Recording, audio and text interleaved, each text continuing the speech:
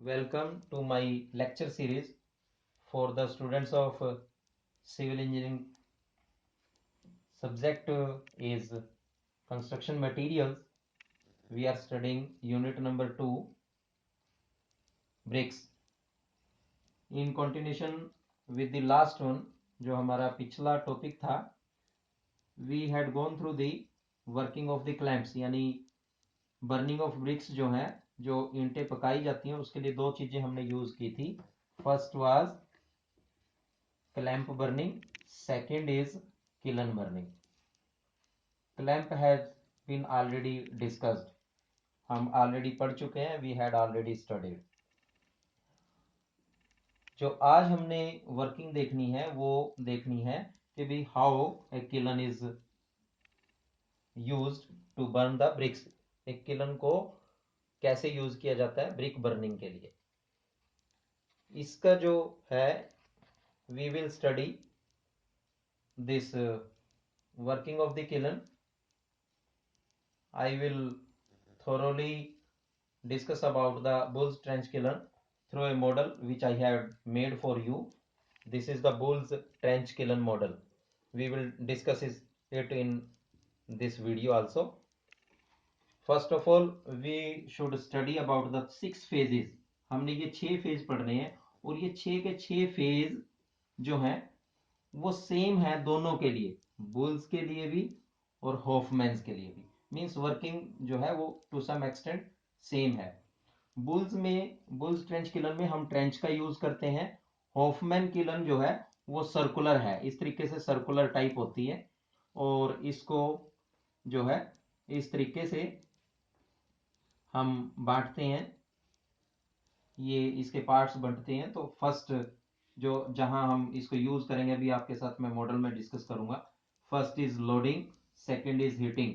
तो सबसे पहले हम जो है लोडिंग मींस कच्ची ईंट को लोड करते हैं, फिर हम उसको हीट करते हैं. हीट करने के बाद फिर जब वो टेम्परेचर राइज होता है तो वो बर्न हो जाती है. फिर हम उसको छोड़ देते हैं कूलिंग के लिए. फिर कूल हो जाएगी तो हम उसको बाहर निकाल लेंगे और जहां से बाहर निकालिए फिर हम उसको एम्प्टी करेंगे. इस तरीके से working of the kiln is there. और किलन में जो टेम्परेचर है वो आपको ध्यान रखना है कि इट इज, मैंने अभी आपसे बताया भी था लास्ट लेक्चर में, 600 टू 1300 डिग्री सेंटीग्रेड और ये जनरली 1100 डिग्री सेंटीग्रेड ये हम टेम्परेचर रखते हैं. और ऐसा क्यों करते हैं we had already discussed in the last lecture. Now we will study the working of the Bull's trench kiln with the help of this model. In this model, we had written number 1, 2, 3, 4, 5 and 6. One is loading. One is loading means this. 2. Second one is this heating. Third one is this burning. Fourth one is this cooling. Fifth one is this unloading. The last one is emptying. Again, यहां 6 है, यहां 1 से फिर start हुआ. 1, 2, 3, 4, 5, 6. Loading, heating, burning, cooling, unloading and last one is emptying. अब ये काम कैसे करता है मैंने आपको इसकी नोमेनक्लेचर तो बता दिया. इसमें देखिए सबसे पहले आपको यहां पर कट दिख रहा है, ये दिस इज द ओपनिंग. यहां भी ये ओपनिंग है. इसी तरीके से आप देखेंगे कि 1 और 2 दोनों का ओपनिंग है. 2 और 3 दोनों का ओपनिंग ये है. 3 एंड 4 दोनों के लिए है. इसी तरीके से यहां पर दिस इज 1 2 2 3 3 4 4 5 5 6. ये है. यहां से हम क्या करते हैं, हम इसको फीड करते हैं सारे को. सेकेंडली फिर आपको एक कट ये इसमें दिख रहा है, इस वाली वॉल में. फिर यहां पर दिख रहा है, फिर यहां पर दिख रहा है, ये दिख रहा है. यानी ये 1 से 2, 2 से 3, 3 से 4, 4 से 5, 5 से 6. अब जब मैं आपको ये बताऊंगा तो इन सब का आपको मीनिंग पता चलेगा। These two are the chimneys, one chimney भी होती है, टू चिमनीज भी होती है। फर्स्ट हमने इसको लोड कर दिया, कच्ची ईंट लेकर के आए, ये दरवाजा है यहां से, दिस इज द डोर। इस वाले हिस्से में हमने कच्ची ईंट बंद कर दी इनिशियली। यहां पर एक शटर है, इसको भी हमने बंद कर लिया। फिर ये स्टार्टिंग का है, पहला पहला स्टेप जो चल रहा है ये उसके लिए। फिर हमने दूसरे वाले में कच्ची ईंट भर ली।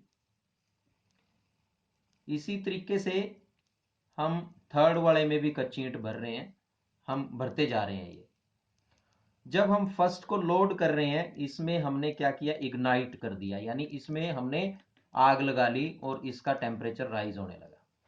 तो फर्स्ट से सेकंड, सेकंड वाला भी हमने भर रखा है।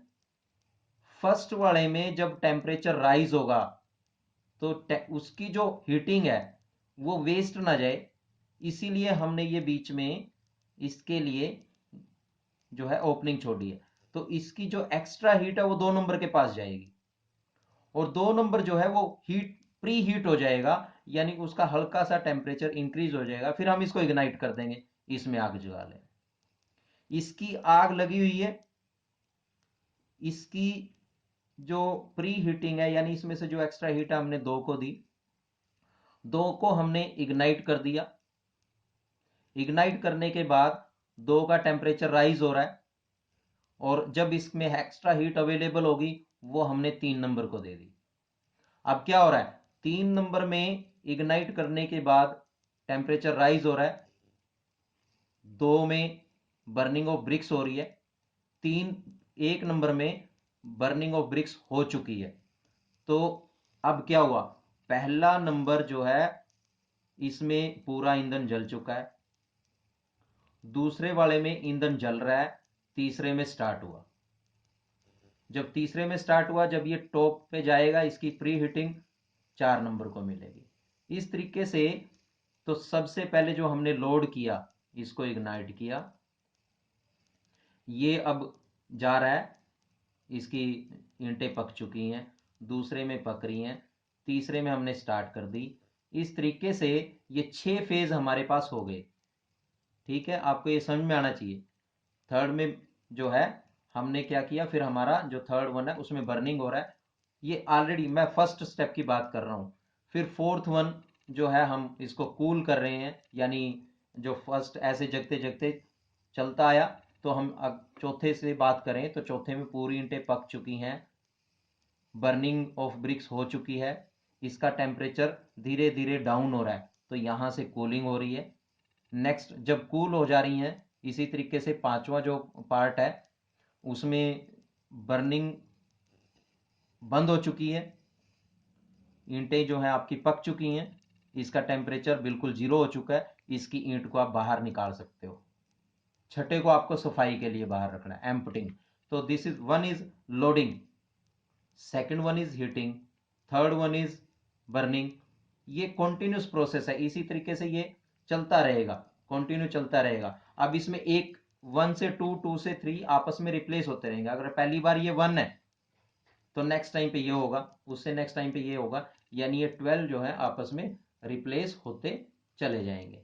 इस तरीके से we will study about the Bull's trench kiln. इसमें आपने एक चीज ध्यान देनी है, ये इंटरनल वाल्स हम सबसे पहले बनाते हैं, और इसमें एक्सटर्नल वाल्स बनी होती हैं। इसका टॉप वो ढका होता है, और टॉप में यहां से बीचों बीच, उसके टॉप में बीचों बीच फ्यूल डालने की जगह बनी होती है, ताकि अगर कहीं पे हमें लगे कि भी हमने जो ब्रिक्स इसमें लगाई थी उनके बीच में फ्यूल कम रह गया, तो हम ऊपर से वो डाल सकें। और ये सारी 1 to 1 इंटरकनेक्ट होती हैं थ्रू दीज चिमनीज।